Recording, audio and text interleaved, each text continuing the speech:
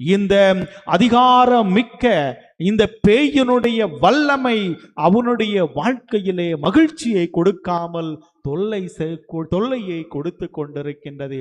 இந்த நேரத்தில் தான் ஆண்டவர் அவனை பார்த்து சொல்கின்றார், வாயை மூடு, வெளியே வா, அந்தகாரம் மிகுந்த ஆதி சக்தியிலிருந்து விலக்கப்பட்ட பேயே, இவனை விட்டு வெளியேறு என்று சொன்ன உடனேயே அந்த மனிதனுடைய உடலிலிருந்து இந்த பேயானது வெளியேறியது என்று பார்க்கின்றோம். ஒரே வார்த்தையினால் அந்த பேயினுடைய வல்லமை அளிக்கப்படுகின்றது.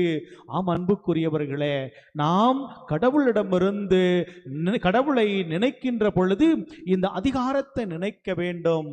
கடவுள் இந்த உலகத்தை படைத்த பொழுது ஒரே வார்த்தையால் உலகம் உண்டாகுக என்று சொன்னவுடனேயே இந்த உலகம் உண்டானது. அப்படி என்றால் அவருடைய வார்த்தைக்கு அவ்வளவு வல்லமை, அவருடைய வார்த்தைக்கு அவ்வளவு அதிகாரம் இருக்கின்றது.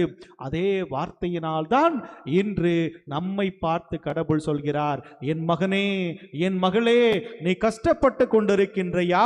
நீ கவலையோடு கண்ணீர் வடித்துக் கொண்டிருக்கின்றாயா? வாழ்வில் இழப்பை சந்தித்துக் கொண்டிருக்கின்றாயா? எனக்கு யாரும் இல்லையே, எனக்கு துணையாக யார் வருவார் என்று சொல்கின்றாயா? கவலை